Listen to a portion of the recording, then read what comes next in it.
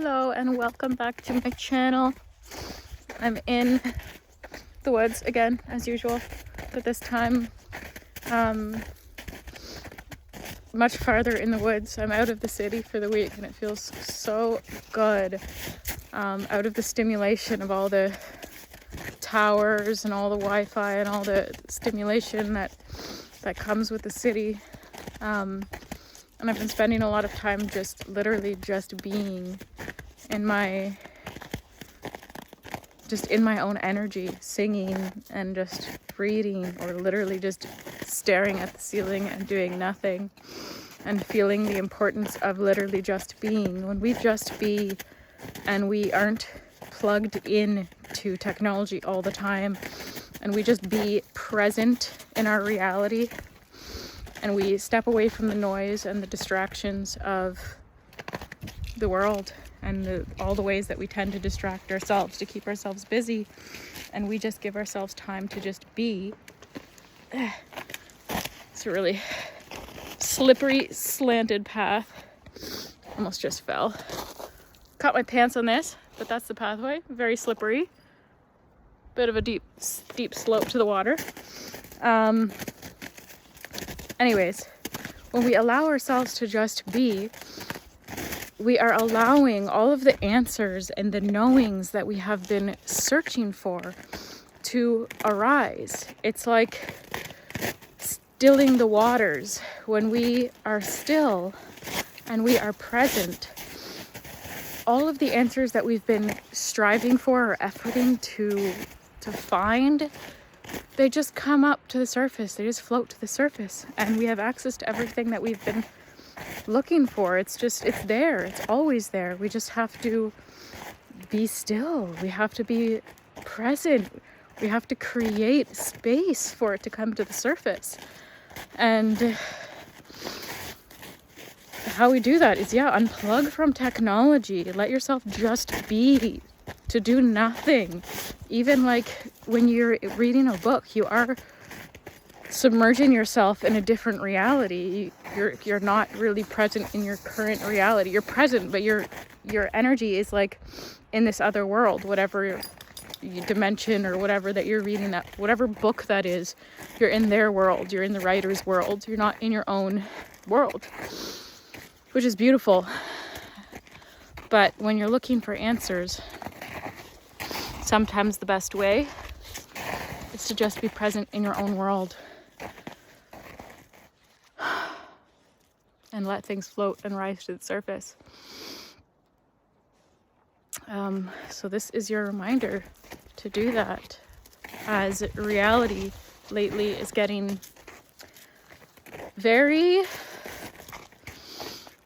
reality feels less and less solid. Like it's getting so lucid. It just feels and looks like energy to me now. And it's shifting so quickly from one moment to the other, depending on what we focus on inside, depending what emotions we give our attention to, what thoughts we give our attention to. I'm beginning to really see the shift in the external world, or how I'm perceiving reality, depending on what my energy is focused on. And it's really feeling more and more. I'm getting a lot less attached to my reality. This is what is happening, whether we realize it or are perceiving it or not. We are waking up from the dream and realizing that it is a dream, that our soul is dreaming, and it is feeling like that more and more and more. And what this is shifting within me is my external reality is having less and less power over me. So things that seem to not be going my way, or things that would normally or previously would have upset me, no longer have the power over me that they did before, because I'm realizing I feel detached from it all. Not detached in a spiritual bypassing way, but detached in a way that is realizing that is being the observer and realizing that this is all just a beautiful dream that we are dreaming, that we get to experience. And we also, it is shifting with us, and we are shifting it from the inside out. And it's teaching me to let go and surrender and to just become the observer of my external reality and notice what I am co-creating, what my thoughts, how my thoughts and where I place my energy is shifting and changing my external reality, and just noticing it. Not getting attached to it, just be like, that's really interesting. And then it's like really fine-tuning and mastering our energy and mastering our abilities to co-create with God. And this is what we are moving into. This is what is shifting really strongly, and I've been feeling it so strong. So life is just getting more and more magical as I watch reality get more and more dreamlike, more and more fluid. Like everything just feels like energy. Our soul truly is in a human body having a dream. We are here having a dream, and all of it is beautiful. The pain, all of it, because the pain is what is waking us up from this dream. The pain, I see it as the gifts that other souls, her soul family, signed up,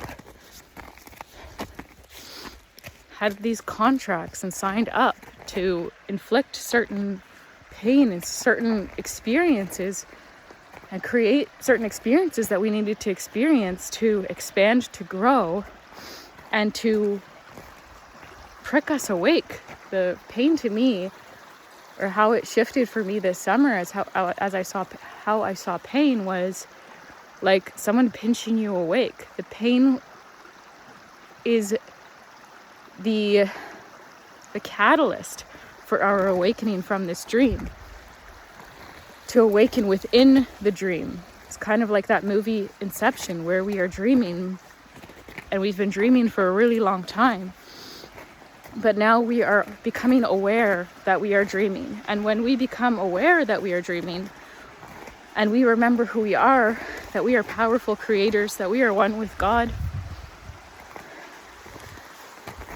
and all of the other truths that are being revealed within us, through us, we no longer fear.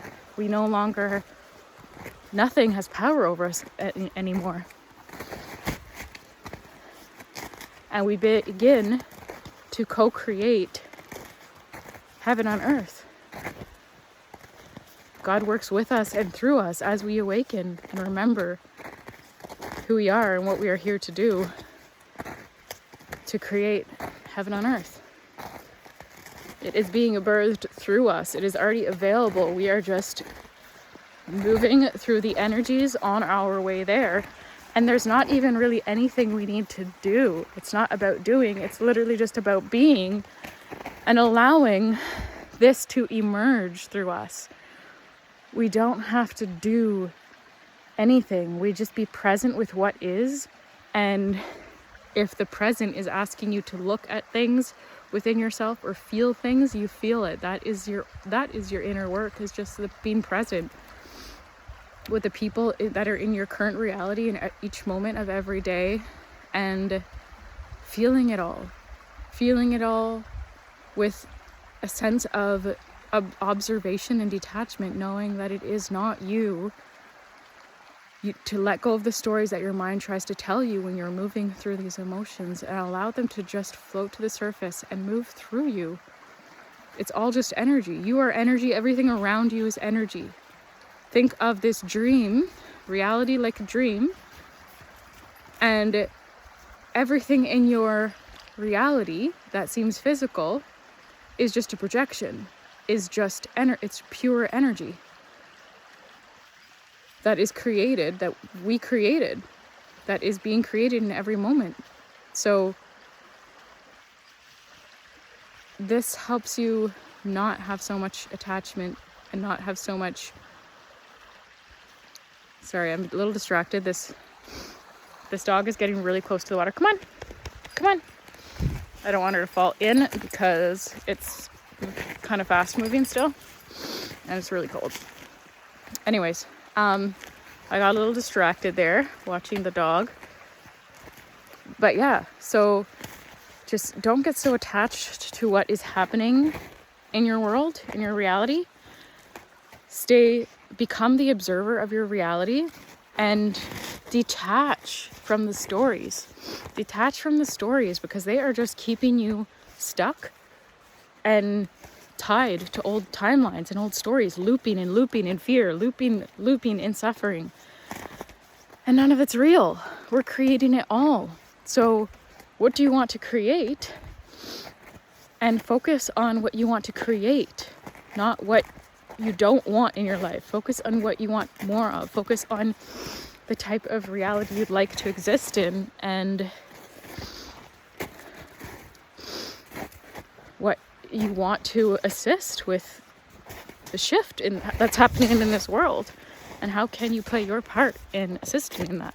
And that is just being present in your own life, taking it day by day, allowing things to move through you and detaching from your stories. That is the honorable work. You know, it doesn't have to be as big as we sometimes think it has to be in service. We are being in service by being present in our own lives. We are being in service by being present because we're already in service just by existing. We were chosen for this. It's no mistake that every single human being that's on this earth right now is on this earth right now. We were chosen for this exact time. There is no mistake. God, creator, source, whatever you want to call it, has every tiny little detail mapped out to each and every hair on your head. There can be no mistakes.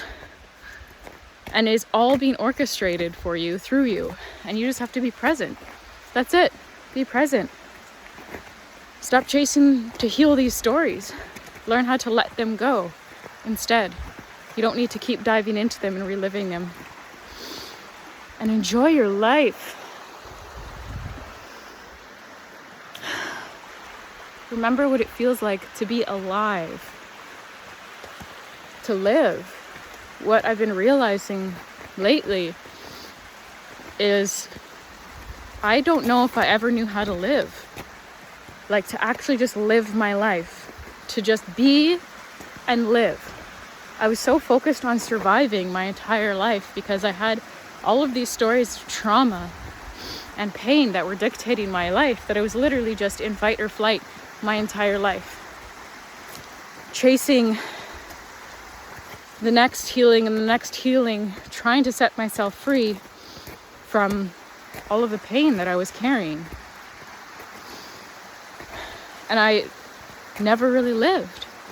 And as I'm letting go of these stories now, choosing and seeing the truth of who I am, that I am worthy, I've always been worthy, that I am enough, that I have never been the stories, and seeing the stories as just like implants in my field, and realizing that I have to let them go, otherwise I'm going to continue to create a reality where there is suffering in my life, where there is suffering in the world that I perceive. So to choose to let go of the stories and see the parts of myself and hold space for the parts of myself and love the parts of myself and validate the parts of myself that want to hold on to these stories. Because maybe she wants to be validated. Maybe she wants to be heard still. Maybe she wants to be seen still. Maybe she's still looking for apologies. All of these things that she's still looking for. Or maybe she's identified with them because they just became what felt like who she was because she didn't know herself outside of pain and suffering. All of these reasons as to why we hold on to the stories. We have to be willing to set those need for validation and all of the other reasons that we want to hold on to these stories aside if we want to let go of these stories. And I'm not saying it's easy. It was an inner battle to be like, well, no, I still have to heal from this. Well, no, like You know, I got so used to identifying with these stories that it was hard to let go of them. And I'm still working on noticing stories and letting go of stories. But this is how we ascend. This is how we become nobody, as Ram Dass says. We let go of all the identities, all the things we've attached to, and this is how we enter the bliss state of being in pure unconditional love, because that is the truth of who we are. And as long as we are holding on to the stories of pain and suffering and fear, we cannot live in that state of pure unconditional love. If you think of someone like Ram Dass, who literally embodied that and was that, do you think he lived in fear? Do you think he had hate and resentment in his being, in his body? Do you think he held on to stories and resentments and angers and all of these things? No, he literally let them all go. All of the identities. And he became nobody. And that is what sets us free, is becoming nobody. Because we are nobody. We are extensions of Source. We are extensions of God, which is just pure consciousness, pure unconditional love. We are the great I am presence. We are the extension of that. I am that I am. This is the truth of who we are. The trees just got so loud here. We are the trees, we are the river, we are the sun, we are all of it. It is all of us. It is all happening within us. It is just our perception that makes us see in limited ways, but our perception is expanding and opening and shifting and changing. But we also have to be willing. We can be stubborn and cling to our old beliefs, and then our old beliefs are creating old timelines and old stories over and over again. Or we can open up and ask to be shown the truth. Pray for the truth to be revealed to us. Seek the truth. Be courageous enough to let go of everything that is not the truth, or be willing to, at least. And then your soul, God through you, will guide you on the journey that your soul needs to go on to free yourself. And your journey is not going to look like anyone else's. Hey guys, come on this way. Come on. Your journey is not going to look like anyone else's.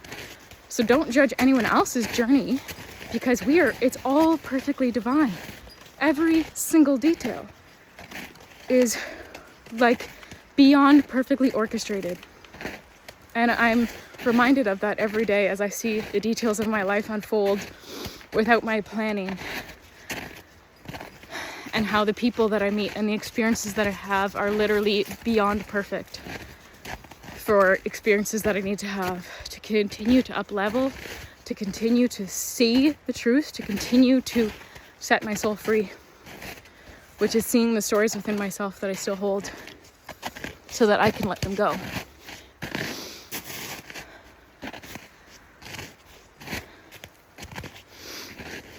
So don't judge anyone else's story. And certainly don't judge your own story. Trust it. You are being courageous enough. I'm really off the trail right now. You're being courageous enough to follow your own inner guidance, because you're not going to find your way home following anyone else's guidance. You're not going to set yourself free following anyone else's guidance. The only guidance that's going to set you free is your own inner compass that is guiding you. That is God, Source, Creator, your soul, whatever you want to call it, that is guiding you. This invisible force that is opening doors and closing doors and nudging you in this direction and nudging you in that direction. And, whispering in people's ears to talk to you, to approach you, to not approach you. All of these things, everything is being orchestrated perfectly. So don't be afraid to follow your own path, even if it's off the beaten path and doesn't look like there's a way forward. There is. You're just carving a brand new path. And that is the way we set ourselves free. And enjoy the process. Take it lightly. Don't take things so, seriously. Enjoy the process and bring laughter and joy into it, and humility into it and humor into it, because these are all things that help us move through the challenges and the stories and all of the things gracefully and easefully. Anyways, I think that's all I have for you at this moment. Sending you all so much love. I hope you enjoyed seeing me survive the wilderness, blazing my own trail through here. And hope you got to feel some nice naturey vibes, and I hope it inspired you or encourages you to go outside today, wherever you are. Whether it's cold or warm, whatever or sunny or rainy, whatever the temperature is, just go out, enjoy it. Sending you all so much love.